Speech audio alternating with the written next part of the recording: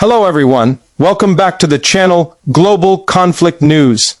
Please subscribe and like my videos. Today we are diving deep into one of the most dramatic developments in the war. War reaches Moscow or Ukraine hits Russia's tallest buildings. In this review-style explanation, we'll explore the exterior impact, the interior dimensions of the event, how it performed in military and strategic terms, safety or threat implications, the unique angles or selling points in media and strategic terms, the price or costs involved, and finally, a concluding analysis. From the outside, when one hears that Ukraine has struck Russia's tallest buildings, the image is immediately spectacular. High-rise towers that dominate the Moscow skyline, now scarred or threatened by missile strikes or drone attacks. The exterior dimension of this development is visually striking, a symbol of power, prestige, and modern architecture suddenly under threat. Tall towers in Moscow, whether commercial skyscrapers, luxury residential complexes, or corporate centers, are inherently symbols of Moscow's global status and Russia's economic ambitions. The notion that they could be vulnerable to Ukrainian forces shatters assumptions about the invulnerability of Russia's heartland. The visual impression from satellite imagery, drone footage, or post-strike photos is chilling. Glass facades cracked, windows blown out, chunks of concrete missing, smoke plumes trailing upward. These exteriors, often gleaming with reflective surfaces, show the brittle nature of such modern architecture under attack. In some cases, the external damage may be minimal or superficial.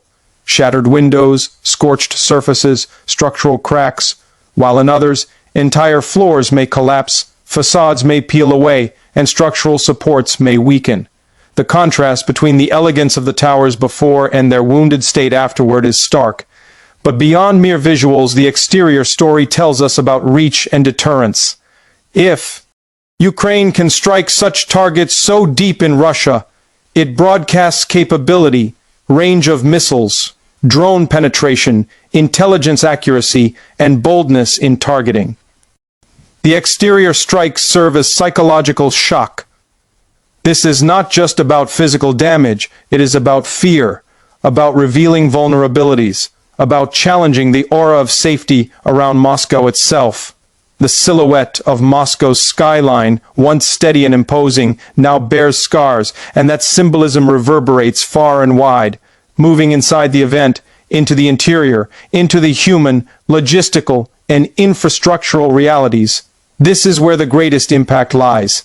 Inside those tower complexes, one expects offices, residential apartments, mechanical floors, power systems, elevators, HVAC systems, data centers, communications hubs, fire suppression systems, and human presence.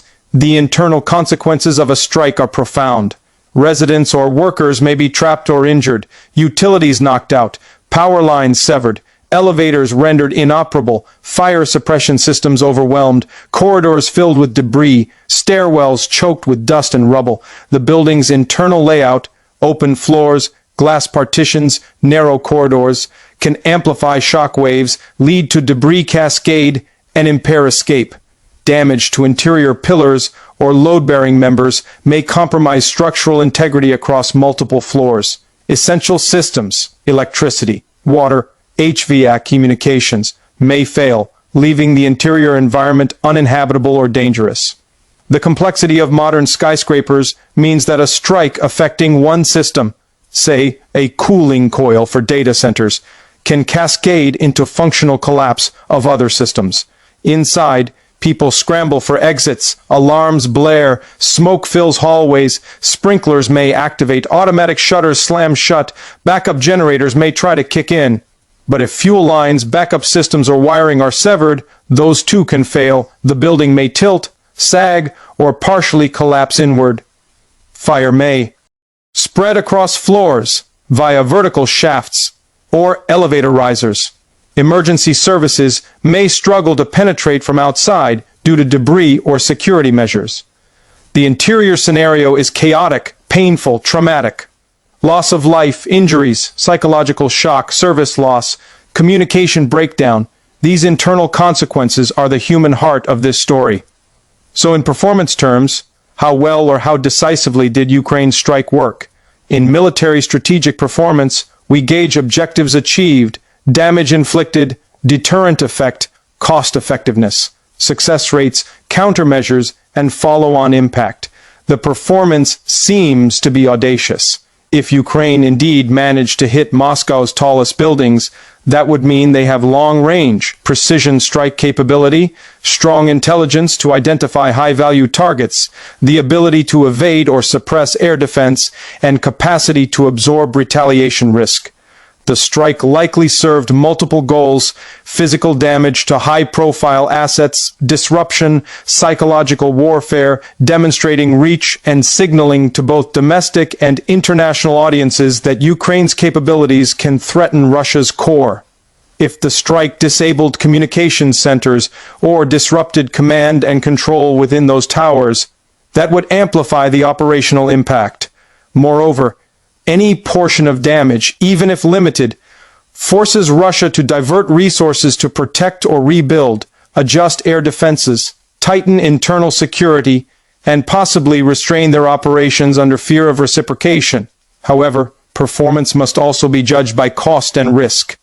If Ukraine lost drones, missiles, or exposure of classified intel to Russian detection, that may reduce future effectiveness. If Russia responded with massive retaliation, civilian or military losses might offset gains. But from a purely strategic optics view, the performance is bold and attention-grabbing. In terms of safety or threat implications, the event reveals the fragility of what had been. Considered sanctuary zones. In Moscow's heart, previously regarded as relatively safe from frontline conflict, people may now live under new fear. Safety is redefined. No tall tower is entirely secure, no high center immune. For residents, employees, media, government offices, anyone inside those buildings, safety is compromised. The threat of repeat strikes, secondary explosions, collapse, fire, or structural failure looms. Russia will likely respond by beefing up defenses, more anti-aircraft systems around Moscow, hardening of tall structures, reinforced blast walls, window shatterproofing, redundant vital systems, evacuations or relocation of critical functions. But these levels of protection are expensive, disruptive, and imperfect. Even hardened buildings have limits. Moreover, the mere possibility of further strikes could induce evacuations, flight out of Moscow, reduced occupancy of high-rises, lowered investor confidence, and psychological stress for inhabitants. The ripple effect is a redefinition of city safety doctrine. In terms of unique selling points, or in this case unique narrative features or strategic angles, this event is powerful. First, the targeting of Russia's tallest buildings is symbolic. It challenges the narrative of Moscow's invulnerability. It elevates the war from the front lines to the capital, making the conflict more visceral and global in perception. Second, it demonstrates that the war is not contained at Ukraine's borders.